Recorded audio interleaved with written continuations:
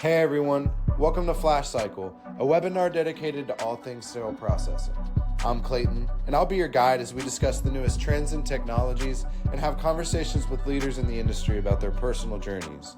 Join us today as we dive right into the world of sterile processing. All right, everyone, welcome back for another episode of Flash Cycle. Today, I got a couple friends with me, Greer and Ivan. We're going to be discussing University of Kansas Health System.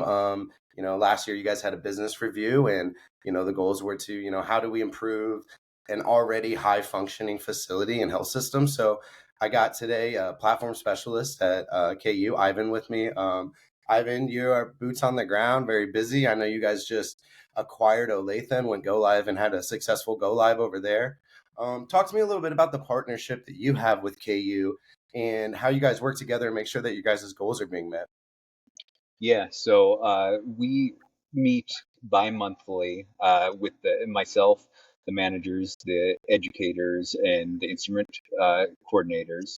And we sort of look at both the high-level issues and then some nitty-gritty barriers to sort of accomplishing our goals. So ultimately, the goal is patient safety. Because sterile processing doesn't work directly with the patient, how do you accomplish that? It's through providing a high quality product. So the instrument sets being clean, sterile, timely, correct. And so just sort of using those as a metric of how you can provide the best possible product. So we talk through the barriers to accomplishing that by looking at the trends, but also those specific things. So it can be anything like configuring the software a particular way, whether that's just changing a workflow or a feature request, but then it can also include things like addressing workflows. So something that's just sort of ill-defined in a department, what we need to figure out to make that functional, or just education, understanding sort of better how software functions, or just sort of a process so that we can really Yeah, uh, that's great. I think, you mentioned, just kind of, really, getting together and addressing what, some of the short-term goals are. Our leader, Brian Reed, talks, removing the unknown a little bit, right? So kind of pinpointing what, areas need to have, some extra attention. So Greer, on the other side of that, you're the VP of Client Success. How do you ensure that clients like KU are not only meeting their operational goals, but are continuing to raise the bar in their sterile process?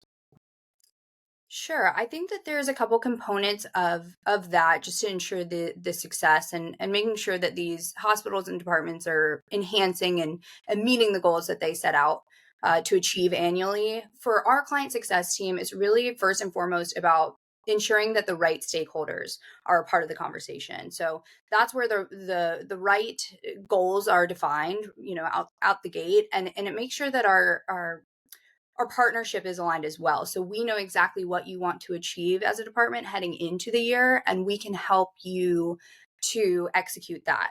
And so that's why Ivan's role is so perfect, because he, my team can absolutely help, build that project plan around some of these initiatives, but having that boots on the ground to actually execute is so key to ensuring success. So it's really about having the right team members. It's about setting the goals and making sure that the teams are aligned on what you want to achieve. And then I think additionally, what we like to do in client success as well is just peer-to-peer knowledge sharing across our clients. So, a lot of our clients have different and very similar, issues and goals they want to achieve and Yeah. ways that they're using the system. So ensuring that they, get introduced to each other, they can kind of talk through, they can even visit different sites to see how different clients are utilizing the system.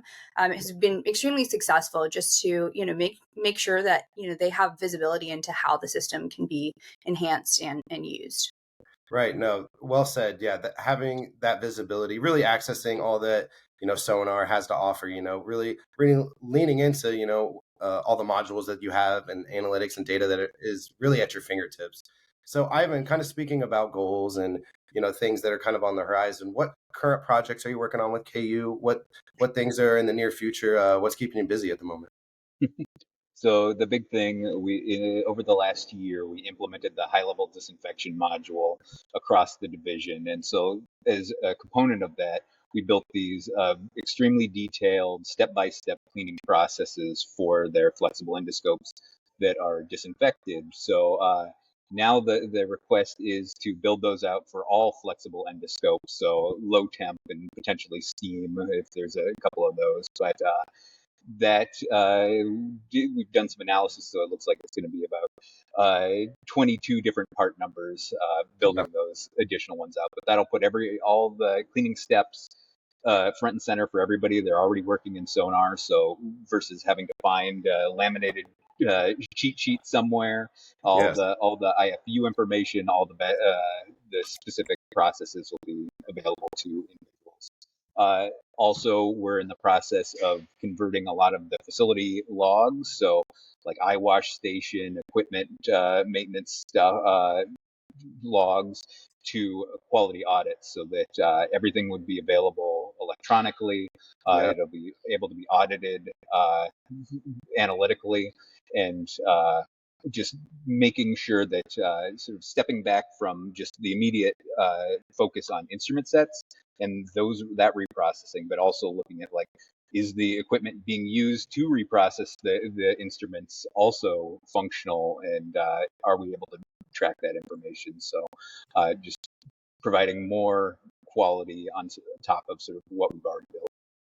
No, that's awesome. I love to hear it. That's really, it's really nice to hear that, you're really focusing on some of the outlier things like the HLD, sometimes that can be like the Wild West, or really kind of capturing workflows for those processes can be difficult. Doing that and allowing, quality events and, managing and tracking eye wash stations, and, if they're regularly being maintenance is, something that sometimes is a little bit difficult to track. So having that at the forefront, bringing those into discussions is really going to be crucial to, just elevating the efficiency of that sterile processing department. Now, I know you're busy. You stay, you travel throughout the campuses there. I know that you're busy. I appreciate you coming on with us today. And Greer, I'd like for you to take us home with one last question. With KU's progress, what lessons or best practices would you like to share with other clients to help them improve their performance in their sterile processing departments?